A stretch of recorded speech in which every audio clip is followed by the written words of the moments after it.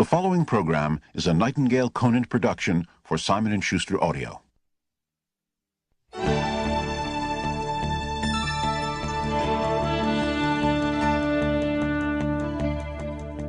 You're talking about motivation, that's it, and that's what I'm going to be talking about is motivation.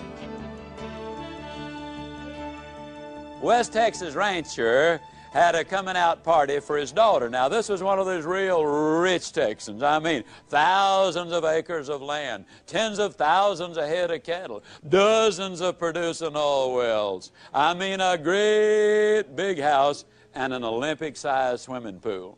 Now this coming out party for his daughter, us salespeople refer to that as group prospecting. I mean, he wanted to have a look of all of the fine young men in West Texas, so they came in from 100 miles away. Well, they had a marvelous occasion, and along about midnight, the host invited them out to his Olympic-sized swimming pool, which he'd had the foresight to stock with water moccasins and alligators. And he said to the young men, he said, now the first one of you young men who will jump in this pool and swim the length of it, he said, I'll give you 5,000 acres of my best land. And if you don't want the land, he said, I'll offer you $1 million in cash. And he said, if you don't want that, I will give you the hand of my beautiful daughter in marriage. Now, I don't have to tell you fellas this, but I think it's obvious that everybody knows that she is our only heir. And the one who gets her for his bride will eventually get all of this. Well, the words were no sooner out of his mouth than there was a loud splash at one end of that pool, followed by an almost immediate emergence of a dripping young man at the other end of that pool. He had set a world's record which will never even be approached. Well, the host was all excited. He ran down there, and as the young man was just shaking himself off from that fast swim, he said, congratulations, son, that's absolutely fantastic. He says, do you want the 5,000 acres of my best land? The young man said, no, sir. He said, well, do you want the $1 million in cash? He said, no, sir. Well, he said, then, son, I've got to assume that you want the hand of my beautiful daughter in marriage. The young man said, no, sir. And the West Texan said, well, son, for crying out loud, what do you want? The young man said, I want to know the name of that dude that pushed me in the swimming pool.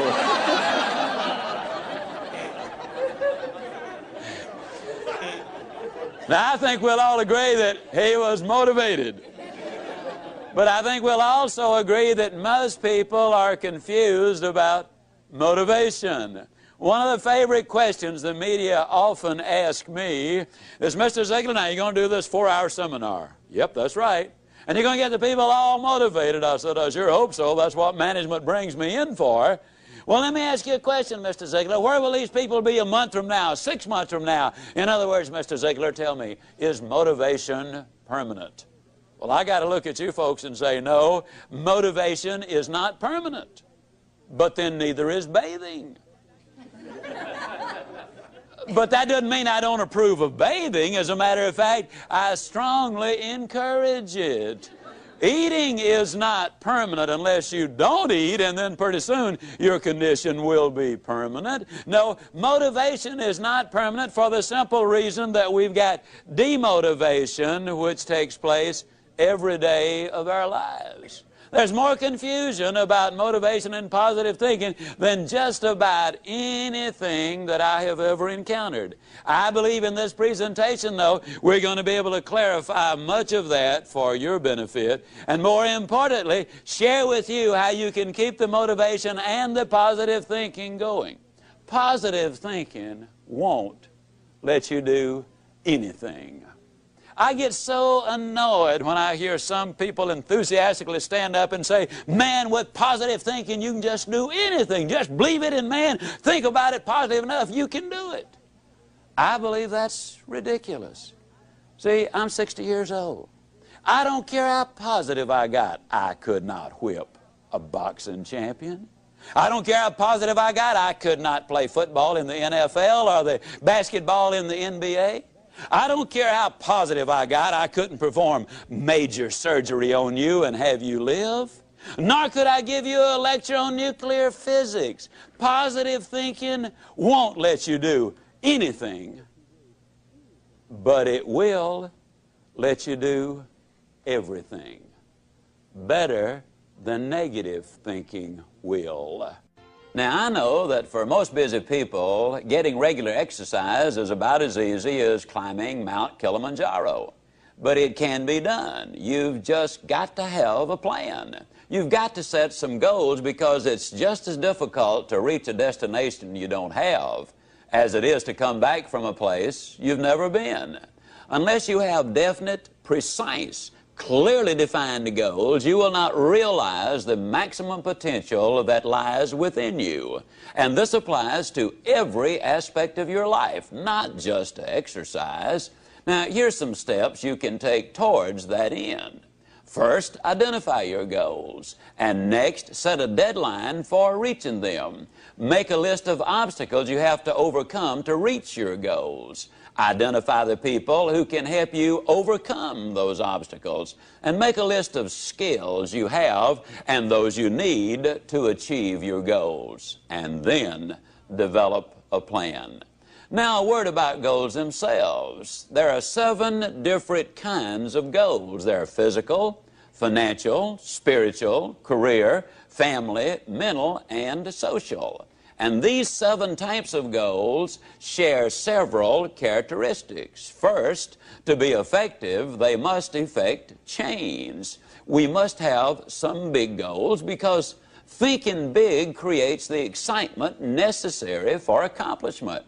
Second, you must have some long-range goals so that short-range frustrations don't stop you in your tracks. Occasionally, circumstances do arise that are beyond your control, and oftentimes obstacles such as market changes, sickness, accidents, or family problems can be pretty intimidating. But by keeping your eye on the prize, you will find that the excitement of winning that prize will carry you through the tough times. Third, if you don't have daily objectives, you qualify as a dreamer and not as a doer. Dreamers are fine, provided they build foundations under their dreams by working daily towards them. Often, the difference between the great and the near great is the awareness that making it big means working every day towards our long-range objectives. And 4, your goals must be specific, not vague or general. If you want a new home, for example, know every detail of that house. How many square feet, number of rooms and bathrooms, the shape of the living room, the type and kind of lot, its location. If it's a car you're dreaming about, picture the make, the model, the color, and every option you want it to have. You see, if you want to reach your goal, you must see it, be able to smell, to touch, and to taste it. Know how it looks and what it feels like in your own mind. Before you can reach that goal, you see, it is true that whether you think you can or think you can't, you are generally right.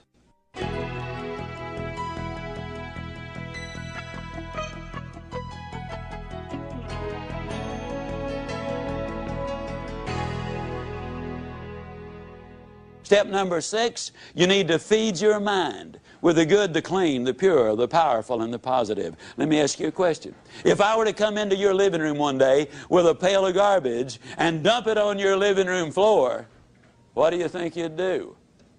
I bet I can answer the question.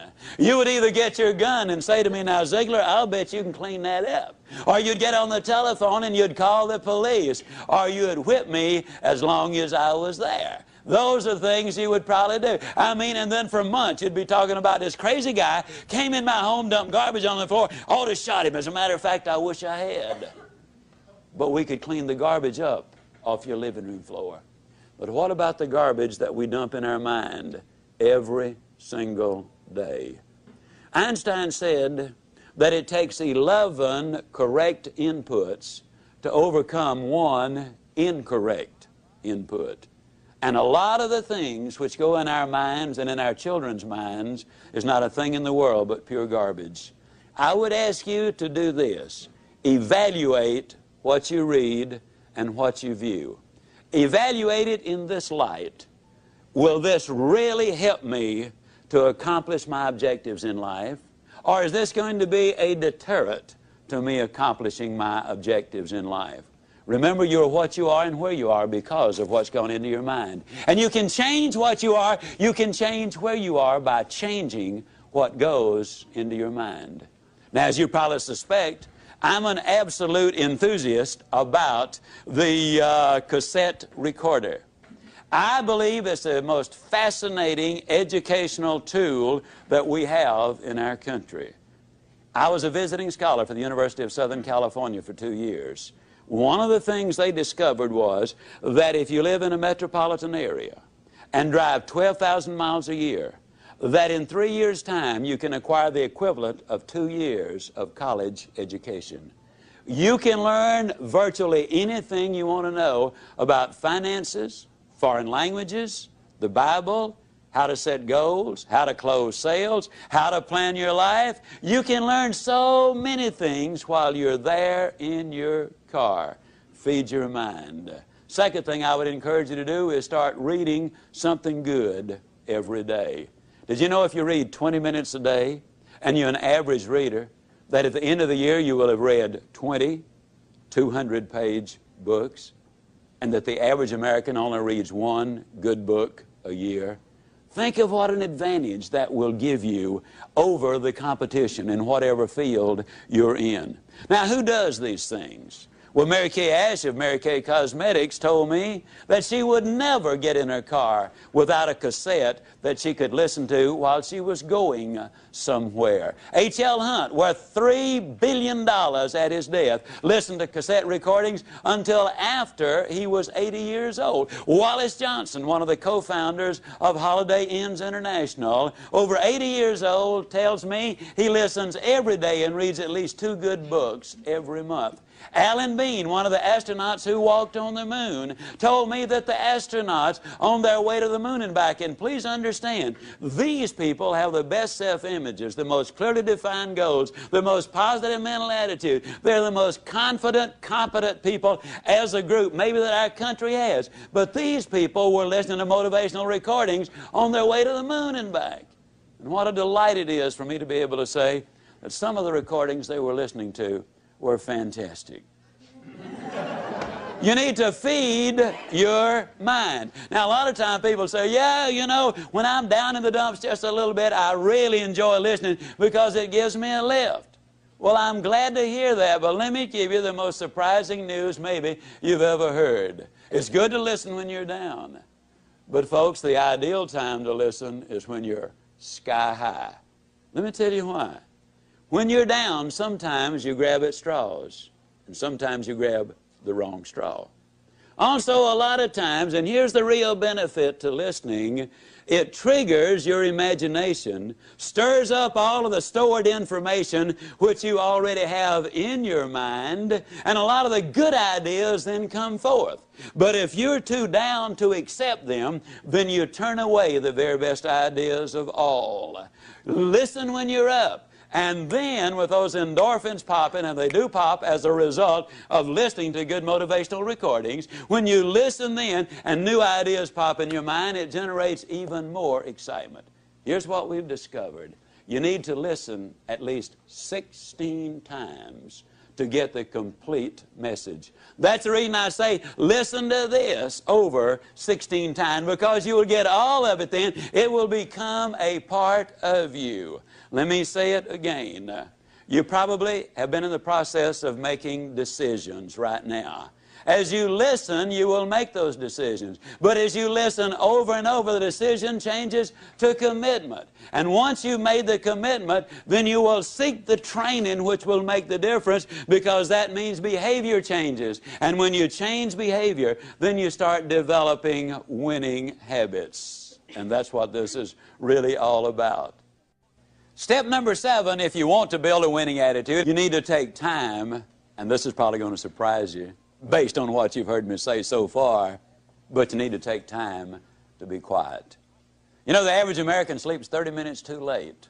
every day. And when that opportunity clock does sound off, they hit the floor, I mean, in a dead run. They scoot past the kiddies' room on the way to the kitchen. They bang on the door, and they say, "Get up, kids, we got to go to school." And I don't have to tell you again, we were late yesterday morning. Don't want it to happen again. And they scoot on back to the kitchen. They plug in the coffee maker and the toaster. And on the way back by the kids' room, they bang again. Now, what I tell you, not going to have to tell you again. They scoot in, they get dressed real fast. You know, they shave and apply their makeup. And by then, the kids are up. They rustle them into the den, and they set a bowl of cereal in front of them, turn the television set on, running their mind and their body all at the same time. They gulp their breakfast down, they hop in their car, and woe be to that person who dares to pull in on them when they've got the traffic jump on them. I mean, it will be too bad for them if they do. They hustle down, they drop their kids out, they rush on down to their work, and they're busy all day, and in the evening they come home and repeat that process, and by the time they get ready for bed, after watching 3.5 hours of television, they are exhausted.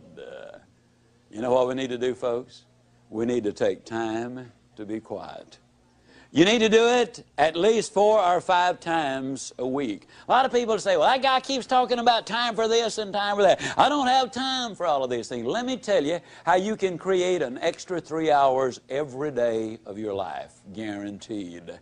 Get your TV guide out on Sunday afternoon and look at the shows that you really want to see that week. Over 70% of all of the time spent watching television, you're watching things you have no interest in watching. Let me encourage you to do this. Take a slow, lazy, drifting, absolutely meaningless walk. Just almost go to sleep on the walk. Not an exercise walk, you need to do those too, but a very quiet walk. Pick out a place in your home where you can be absolutely quiet on occasion. If you have to get up 30 minutes earlier, that's wonderful. I don't know why, but I seem to wake up earlier in the winter months than I do in the summer months. And when I get up, it's pitch dark. I have a nice little office. I go in there and I turn on the gas log. And I sit there. And every time I do that, without exception, I have the most exciting day of my life. I simply run through my mind the things I'm going to be doing. As you plan the day, as you think of all of the things we've got to be excited about, it really does renew your energy, and it gets you excited about the day. Now, let me tell you something. This is going to be one of the toughest things you'll ever do. When you sit down saying, "Well, I'm going to sit perfectly quiet for 20 or even 30 minutes, you will think of 2,868 reasons or things that you've got to do. You try to decide, do I raise the window or lower it? Do I turn the heat up or down? Do I cut the air conditioner off, or do I turn it more full blast? Do I really need to go to the bathroom? Am I going to get me a cup of coffee? What is that noise against the outside? Maybe I better check up on that." Resist the temptation. Spend a few minutes in quiet, reflective thought. It does make a difference. Take time to be quiet. Step number 8, take time for those you love. Dr. Herb True, professor at Notre Dame, outstanding speaker, good friend of mine, suggested this, which I really think is so valid. Frequently, every 2 or 3 months, you should close your eyes and visualize that everybody whom you love, really love, were suddenly, completely, totally, and forever taken out of your life. Then ask yourself the question, what would your regrets be? Would you really regret that you had not picked up the telephone and called that distant cousin, or even a brother or a sister, or a mother or father, or a son and a daughter? Would it be really a heartbreaking experience because you had not called and said, "You know, I'm really sorry that we had the problem. I don't know whether it was your fault or my fault, but let's get together and solve the problem." Take time for those you love. Spend time with each other. Those of you who are married, spend time as husband and wife, just enjoying each other, communicating with each other, getting acquainted with each other. Earlier I said all of the studies revealed that if there is that close relationship, then success is more likely to come your way. Korn Ferry International, an executive search firm in New York City, in conjunction with the UCLA School of Management, did a study on 1,362 vice presidents, men and women who were aspiring to the president's chair. Their average income was $215,000. They had spent an average of 15 years working for the company, and the most lucrative of them, those who had the highest paying of all the jobs, had had 2 or fewer jobs in their lifetime. They were loyal to their company. 87% of them were still married to their one and only mate. 92% of them were raised by 2-parent families. But the story has even more. They said they considered integrity the most important characteristic in their success arsenal. 100% of them said hard work was absolutely necessary. 89% of them had 2, 3, 4, or more children. 71% of them also said that if they had more time, they'd spend it with their wives. 50% said with more time, they would spend it with their children. Incidentally, the average one worked a little over 50 hours each week. So they're not working those 80 and 90 hours a week that a lot of people might think they are. And they're living a balanced life. 89% of them also were either Catholic, Jewish, or Protestant, and their faith apparently had some meaning to them. U.S. News and World Report did a study of the millionaires in America. There are now 1 million of them. They said the typical millionaire has gotten that way because he's earned his money or her money over a period of 20 to 30 years. They do work about 50 hours a week. They're still married to their high school or college sweethearts. In other words, the family is intact. Incidentally, a couple of other little things you'll be intrigued about this. They discovered that less than 1%, and the implication was it was considerably less than 1%, of all of the millionaires in America earned their money in music, radio, television, the movies, and all athletic endeavors combined. Considerably less than 1%. Intriguing, isn't it? Also, they discovered there are far more salespeople who are millionaires than doctors. And me being a salesman, I kind of related to that one. I thought it was neat. Now, what does all of these studies really say? These studies say that if we can build that relationship with those we love. Now, your family might simply be mother and daughter. It might be father and son. It might be husband and wife. It might be brother and sister. But you know who you're close to. The better you get along with the ones you love, the more likely you are to be successful in whatever else it is you do. Now, what do these steps involve? Let's do a very quick review of them. Those 8 steps, number 1, we decided we would not judge the day by the weather. Number 2, we'd learn to look for the good in every situation and every person. Number 3, we would greet people properly, whether it was on the telephone or in person. Number 4, we would identify the go-lights of life for what they really are. Number 5, we would take care of our physical body. Number 6, we would daily feed our mind with the good and the clean and the pure and the powerful and the positive. And number 7, we would take time to be quiet, to recharge our batteries. And number 8, we would spend time with those we love. Now, let me give you a little warning. When you start doing the things we're talking about, when you start talking about go-lights and warms and strong ends, when you start talking about super good but I'll get better, when you start talking about outstanding but I'm improving, there will be some who will criticize you. You can count on it.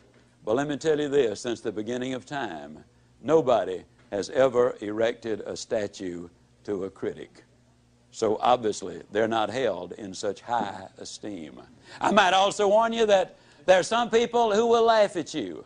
But let me remind you that the little world laughed, but the big world gathered on the banks of the Hudson when Robert Fulton went steaming by. The little world laughed, but the big world was at Kitty Hawk when the Wright brothers made that historic flight. The little world laughed, but the big world was tuned in when Alexander Graham Bell made that phone call that open the lines of communication which are so important today. The little world might laugh as you set out on your objective, but let me point this out. The big world is going to be right there at the finish line, cheering you across. Let me also emphasize that what you get by reaching the destinations you set in life, what you get is not nearly so important as what you will become by reaching your destination. You see, you'll become the winner you were born to be. Buy these ideas, do these things, take these steps, follow these procedures, because if you do, I can close by saying, do these things and I definitely will see you. And yes, I do mean you at the top.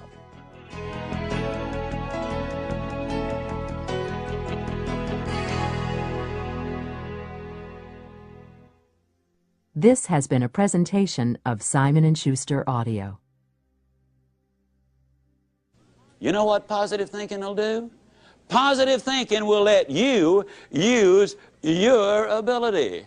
And I'm here to tell you that is all you really need. Positive thinking won't let you do anything, but it will let you do everything better than negative thinking will. Will you buy that idea?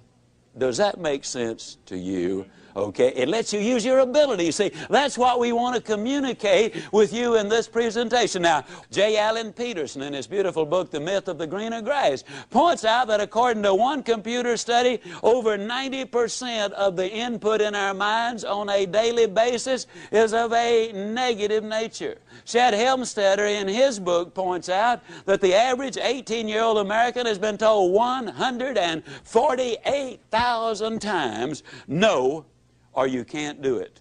But I talk about demotivation and negative input and so forth. Let me share with you just some of the things that maybe you've heard. An overweight person sits down at the table and what do they say? Everything I eat turns to fat. A parent sends a child off to school and says, now don't you get run over. I mean, that's about as negative a statement as you can get. You see, our terminology is all fouled up. We wake up in the morning with the aid of an electronic rooster, and what does the average person call that electronic rooster? You tell me. Alarm clock. But you see, they sound the alarm when the building catches on fire. That scares people. They sound the alarm when the bank's being robbed. That scares people. If you wake up to an alarm, that scares people. No wonder they're negative. It's an opportunity clock. Well, you think about it. If you can hear it, that means you've got an opportunity to get up and go.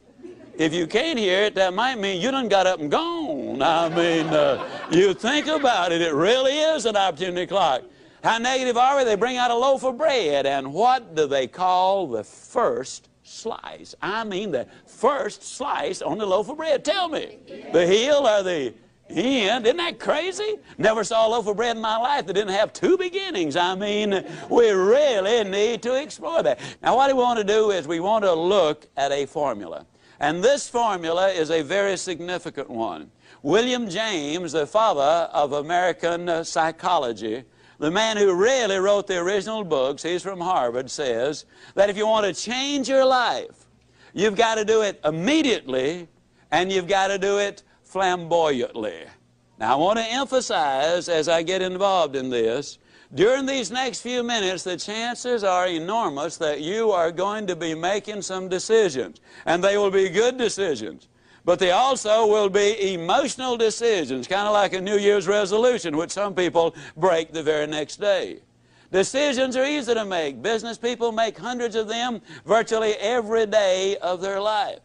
Now, if that decision is going to mean anything, it's got to be reinforced over and over and over, and it's got to be done enthusiastically.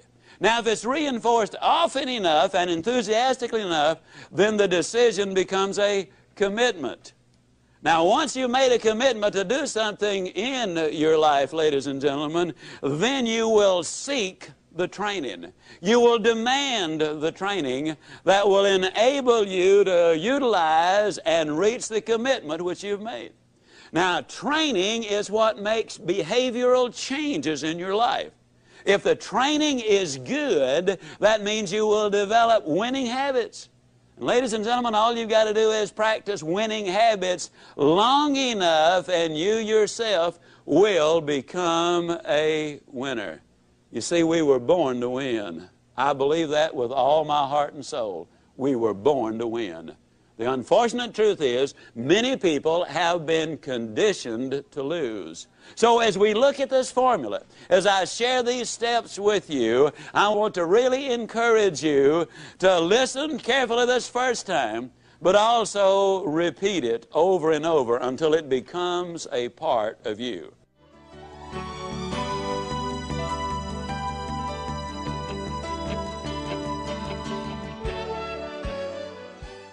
To break a bad habit, smoking, drinking, habitual lateness, being overweight, whatever, the first and most important thing you must do is decide that you really want to change. That is a decision you and only you can make. Without this motivation, no person or procedure will have any significant impact on your behavior. You must decide that you want to take control of your life, that you want to be free, that you want to do things with your life instead of having things done to your life. Secondly, if you need to, get help.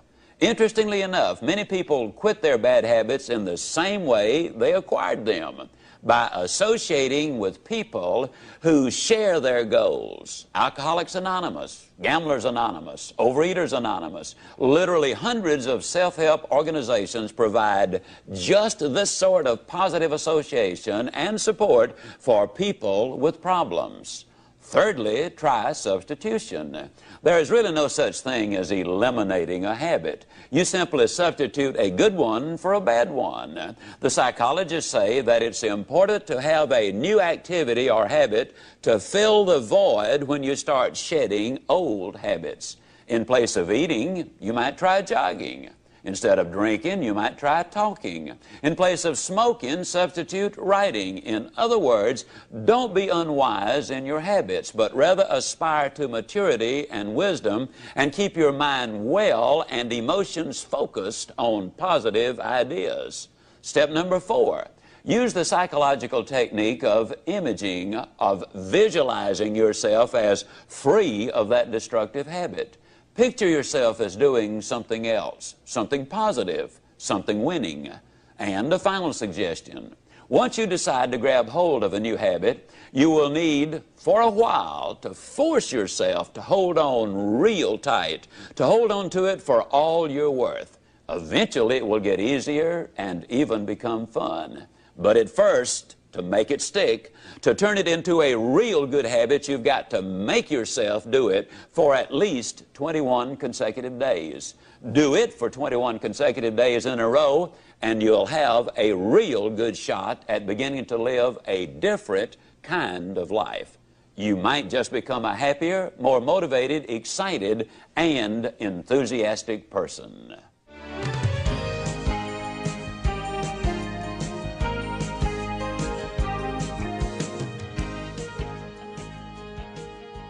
Step number 1 is never judge the day by the weather. Now that sounds like a very simple thing, but suppose the weather is miserable. Does that mean you're going to decide to have a miserable day? That doesn't make any sense, does it? And yet a lot of times when I'm talking with people, I'll say, how you doing? Well, they'll say, you know, with this weather, what can you expect? As if the weather was the only factor. I'll never forget when my beautiful middle daughter was born. Dreary, bitterly cold, cloudy, overcast, snowy day. Oh, it was an ugly day. But do you think when I looked at that beautiful daughter of mine that I had any concern about the weather out there? Step number 2, you need to learn to look for the good in other things and in other people. Now that's very, very important. Forbes magazine had a most intriguing article. They were talking about successful entrepreneurs. And in this article they point out that an incredibly high percentage of those entrepreneurs make their money in a new location. Now, the new location did not matter whether it was north, south, east, or west. It did not matter whether it was rural or urban, but they invariably, or oftentimes I should say, made their money in a new location. Now, why is that? Very simple. When they go in the new town, they are the new area, they're not familiar with the bureaucracy. They're not familiar with the problems. They don't know the things which cannot be done. They go in with extraordinarily high expectations. And expectations in life, ladies and gentlemen, are so important. You see, you're going to find what you are looking for. We have a seminar in Dallas which people attend from all over the world.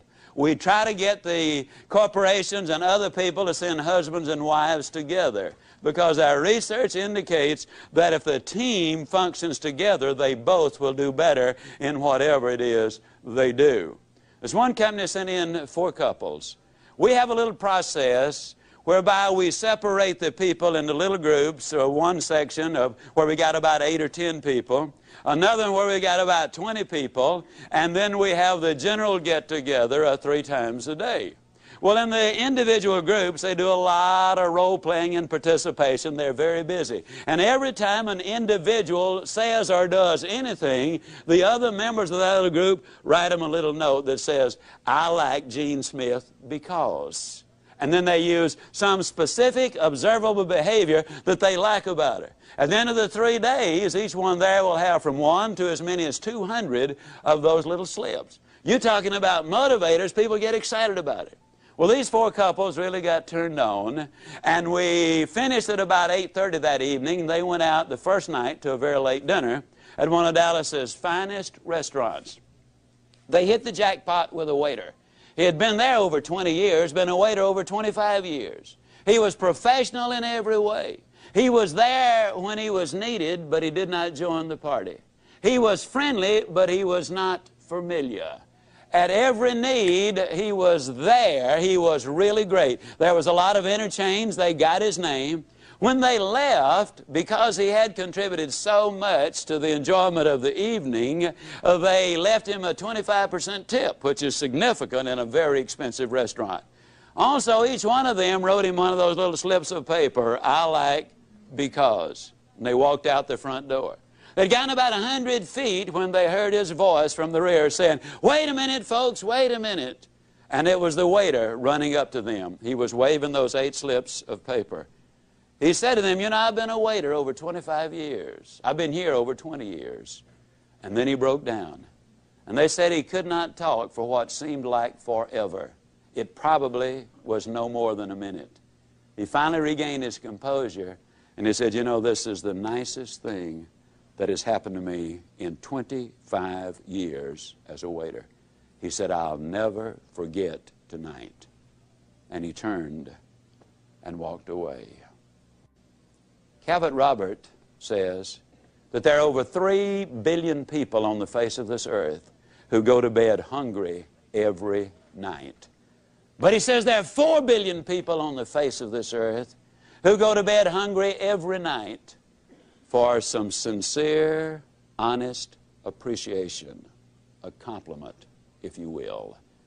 The waiter story has 2 bottom lines. Bottom line number 1, wouldn't you love to have been at the next table that waiter served? Don't you know they got the best service anybody has ever gotten in a restaurant since restaurants opened to serve the public? But the real bottom line, and the real reason I tell the story, is this. The waiter said it was an occasion he'd never forget, the most important event of his 25-year career as a waiter. His benefits are enormous. But as great as they were, every last one of the 8 received an even greater benefit. It's absolutely true, folks. You can have everything in life you want if you will just help enough other people get what they want. Step number 3.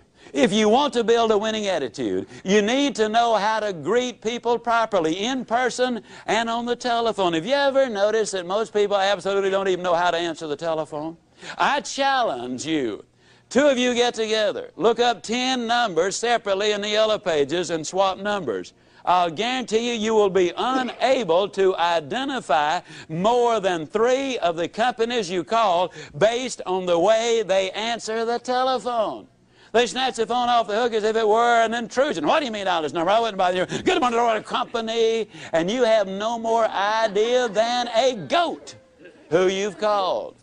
When our lady answers the telephone, she says, good morning. And you know it is not a recording that you got. Then she makes a motivational speech. Not as long as the ones I make, but she makes a motivational speech. She says, it's a great day. And people often say, Ziglar, is it always a great day? It sure is, and if you don't believe it, you just try missing one of them. It's a great day. And then she identifies the name of the company. Now, when I'm at home, and I stress, this is when I'm at home, I frequently answer the telephone singing, oh, good morning to you. Now, I'll be the first to admit sometimes there's a long pause. Then I sing them another little ditty, if you don't speak up, I'm going to hang up. And many times they'll say, who is this? And I'll say, whoever you want. Who do you want? Man, you sure do feel good today. And I say, yes, many years ago I decided I was going to feel good today. Now when you greet people personally, you ever notice how people greet each other? How you doing? Not too bad. How you doing? Fine, so far. How you doing? Good, since it's payday. How you doing? Okay, since I get off in 22 minutes. And don't you love it when one of them pulls himself up to the full height and say, well, under the circumstances. I mean, it makes you wonder what they're doing under there in the first place, doesn't it? Now, instead of that old razzmatazz, when you greet somebody, and incidentally, you need to initiate the action, I jog almost always between 5 and 8 o'clock in the evening. I love to jog that time of day. And when I jog, every time I meet somebody, I always give them the same greeting. Good morning.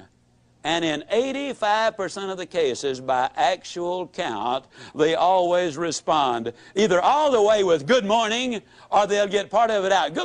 It's not morning, man, it's evening. I made this talk the other night in Dallas at about 8:30 in the evening. By the time we left the motel, it was 9:45. I stepped on the elevator. There was a fella on it. I said, good morning. He said, good morning. Now, what am I saying with this? I'm saying that people respond in kind. And if you want to set the tone and the pace, not only in your own life, but in your family and also in your company, this is something you can really do. Now, when somebody says to you, how you doing? Instead of that old negative baloney, why don't you just tell them the truth? Get yourself a 3x5 card, and on one side write outstanding, but I'm improving. On the other side write super good, but I'll get better. And then when somebody says, how you doing? You whip out that card and you say, outstanding, but I'm improving, and I'll guarantee you, you'll never feel sillier in your life. As a matter of fact, you won't even be able to finish it. You'll be laughing on the way, and the other person will too. I will guarantee you, if you'll do this for 3 weeks, you will be shocked at what happens to you as a result of it. Greet people properly. Super good, but I'll get better, or outstanding, but I am improving. Now, a lot of times people say, well, Zig, do you ever have any interesting experiences with this kind of an approach? I said, yeah, sure do. Never will forget, several years ago, on a brutally hot day in Dallas, I had a unique one in a cafeteria. And let me qualify this by saying that when my youngest daughter was 16 years old, the only job she could get was in the cafeteria line. Now, cafeterias are very big in the Southeast and the Southwest. And I had never realized just what a terrifically tough job they have on those serving lines. When I watched my daughter, I immediately made a decision.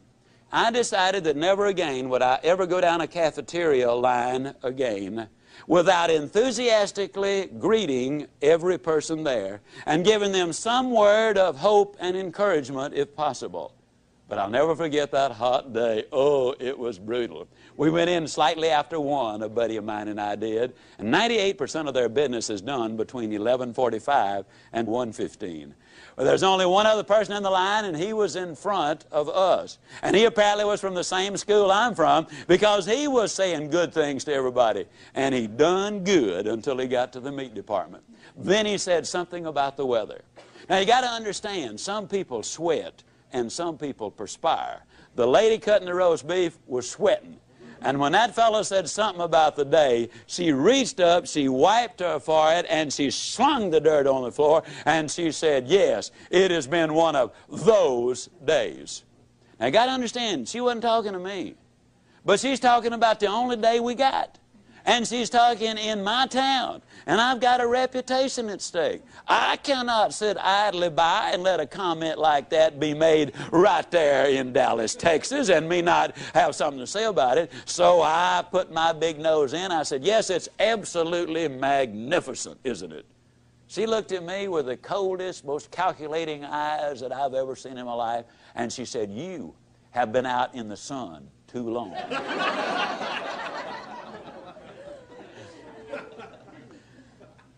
I said, no, ma'am, I've just gotten back from overseas. And I have seen children without any clothes to wear. And I've seen grown men and women without any food to eat. I've seen sanitary conditions which would turn your stomach to an incredible degree. I've seen poverty beyond your wildest imagination. And I look at you and you're young and you're pretty, you're healthy, and you're working. And I know that if you really buy in to the American free enterprise system and give this job which you've got absolutely everything you've got, I know that you can move right up in this company because I'm familiar with this company. And I know that someday you can manage this restaurant or another one like it. And who knows if you really buy into the American dream, but what someday some investors might look at you and decide they wanted you to become a part owner in the enterprise. Personally, I thought it was a magnificent, off-the-cuff, impromptu speech. And I knew that she was grateful for it. I knew that she was especially grateful for the fact that I'd taken my valuable time and given her these priceless insights which were going to make a difference in her life. And I knew she wanted to thank me for doing it, but for fear she might have missed her cues, I decided to give her a little lead-in. I said, now you feel lots better, don't you? She looked at me with even more disgust and said, you are sick.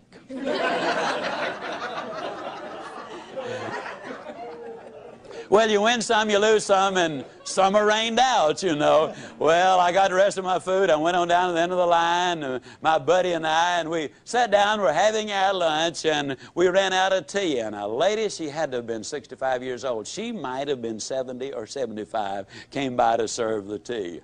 With a sparkle in her eyes like any teenager would envy, as she came up and offered the tea. I said, well, how you doing? She did a little half two-step backwards, and she said, honey, if it is any better, I'd think the deck was stacked.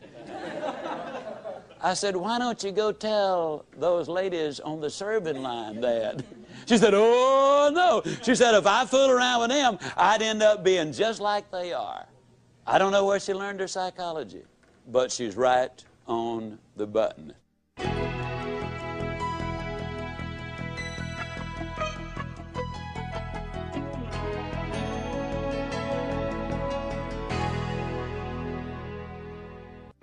When I say it's important to greet people enthusiastically, I'm really talking about having the right attitude, being positive and upbeat. Having the right mental attitude is one thing most professionals agree on because it is the main reason for the success of any project. In short, your attitude is more important than your aptitude. Now, here's where you come in. You can alter your life by altering your attitude. You are not stuck with the attitude you have. Good, bad, or indifferent, your attitude can be changed. So, how do you get up when you're down? Well, first, you recognize when you are down. Ask yourself, do I feel really down? Do I resist change? Am I negative when others are trying to be positive? Am I a put-down artist? Would I rather say no than yes? Second, understand that there are seldom, if ever, any hopeless situations. Only people who lose hope in the face of some situations. Third, know that the condition is temporary and can be changed. Fourth, you schedule your downtime. Set a time limit on how long you plan to stay down. A couple of hours for minor things, maybe a few days, even a week for the bigger disappointments in life. In any case, know which day will be your get up and go up day, and get up and go. And fifth, try this new motto on for size. Go with the flow. When your boss tells you to do something, do it with style and with a smile. Instead of making excuses when a friend compliments you, just smile and say, thank you, instead of putting yourself down. Remember, attitude, like the flu, is catching, so make certain that yours is worth catching. If you wanted the flu, you'd visit someone who had the flu. To catch the right mental attitude, you must go where it exists. So begin by associating with positive, energetic people and avoid the naysayers. And before long, when someone asks you how you are, you'll respond in a positive and enthusiastic manner.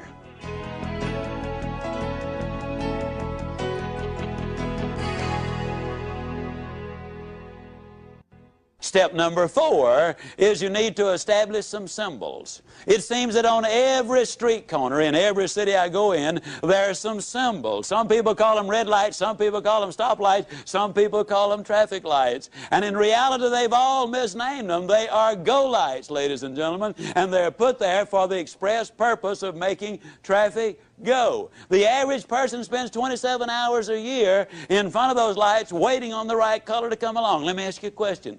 Have you ever been sitting there waiting on the right color to come along? You're all excited, you're all enthused, you're all motivated, you're listening to your Zig Ziglar tapes. And as you sit there, you look out the side of your eye and you can't believe it. Here sits a dude over there and he's waiting on the right color to come along too. He's got a good and firm grip on that steering wheel. I mean, he doesn't want that car to go anywhere. And he's talking to that light up there, you know, and you watch him a minute, you can't believe it. He's got his foot on the accelerator. He's racing the engine to change the color of the light. How many of you have actually seen some dodo sit there racing the car motor trying to change the color of the light? Can I see your hands? Now, folks, I hate to be negative. Matter of fact, I won't be negative. I'll be like a little boy came home from school one day and said, Dad, I'm afraid I flunked that arithmetic test. His dad said, son, that's negative. Be positive. He said, Dad, I'm positive I flunked that arithmetic test. I don't care how much you race that car motor, it's not going to change the color of the light. Now, let me emphasize a point. Those of you who thought it might be a little juvenile a minute ago for you to say super good, but I'll get better, or outstanding, but I'm improving, if you think that's juvenile, what do you think it is to sit there to race a car engine trying to change the color of the light? Good friend of mine, Bernie Loftic, Winnipeg, Canada, most positive man on the face of this earth. I know he is. Bernie's so positive he's never had a cold. Every once in a while he has a warm. Bernie is so positive he won't even talk about the weekend. He calls it the strong end. And you said, now wait a minute, Ziglar. Go lights, warm, strong end. Is all of that necessary? No, you can be mediocre without it. Mediocre? Who's that dude think he's talking to? Doesn't he know that I'm president of my own company? Mediocre? Doesn't he know I'm worth over $5 million? Mediocre? Doesn't he know that I was #1 in the whole region last year and the year before? Mediocre? Doesn't he know that I've got my Ph.D.? Well, bully for you. I still say mediocre. You see, success is not measured by how you do compared to what somebody else does. See, you might have 10 times the ability. Success is measured by how you do compared to what you could have done with the ability which you have. You see, what I'm talking about is for you to be #1. Oh, I don't believe everybody can be the biggest and the fastest and the strongest and the smartest, but I believe you are #1 when you get up in the morning and say, today I'm going to give it my best shot. I believe you're #1 when at the end of the day you can honestly look in that mirror and say, today I gave it my best shot. That's all anybody can ask of you. And you know what? With the ability you have and the attitude you're developing, your best shot is all that is required. You'll be #1. Step number 4, establish those symbols. The next time somebody asks you how to get from here to there, Don't say go down to the second stoplight and turn right. Instead, write yourself a little note for the first few weeks. Put it on the dash of your car. Remember, there are go lights. And then when somebody asks you for directions, you'll be ready. You say you go down to the first go light. And you can't say go light with a straight face if your life depended on it. And you know what? You'll grin from ear to ear. The mind is an associating machine, and I'll guarantee you, you'll get results. Step number 5 to build a winning attitude. To be up 90% of the time and on when you need to be. This one begins with a question. Is there anybody here who has a thoroughbred horse worth in excess of $1 million? Okay. If you did have a thoroughbred horse worth over $1 million, would you keep him up half the night, let him drink coffee and booze and smoke cigarettes and eat junk food? What about a $10 dog? $5 cat? You know, actually, you treat a $5 cat better than you do a $1 billion body. And if you had $1 million thoroughbred, you'd have the best trainer in the country. You would hire a dietitian to make certain his food was exactly right. You'd have the best facilities. You'd have an air-conditioned barn in the summertime and a steam-heated one in the wintertime. $1 million investment. But here's this $1 billion body. Step number 5 really boils down to the fact that we need to take care of our health. Now, to do that, there are some very simple things to do. You need to get a reasonable amount of sleep, ladies and gentlemen. Dr. Forrest Tennant, the #1 drug authority in the country, in my opinion, is a consultant for the National Football League. He's a consultant for Texaco. He's a consultant for Abbott Laboratories, the Justice Department, the Los Angeles Dodgers. Has the largest research staff of anybody in the country. Dr. Tennant says that you need a certain amount of sleep. It's a must. Because sleep is the only function which permits the brain to replace certain chemicals in the body.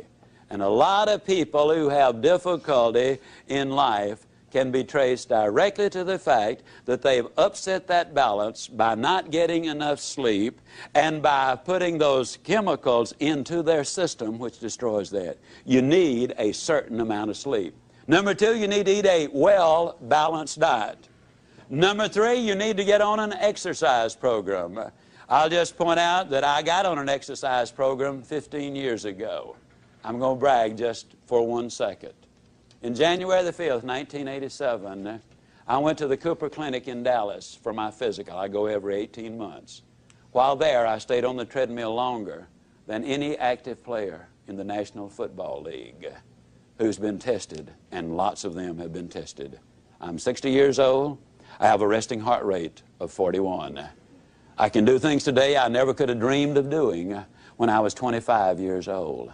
When I got on this program 15 years ago, the first day I ran a block. I'm here to tell you that a good exercise program will make a dramatic difference in your life. If you're over 30 or over 30 pounds overweight, get medical advice before you get started. Be sensible about it. Do not try to be a weekend hero and end up in serious trouble. Take care of yourself, but do what is necessary to get in shape physically.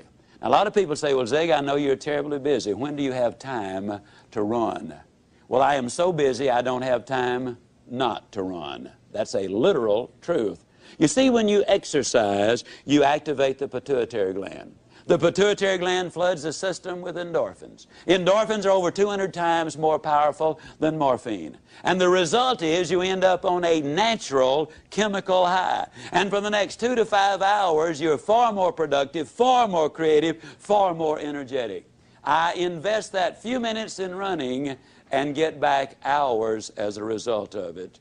Take time to get in shape. You need to avoid poison. I'm talking first of all about smoking cigarettes.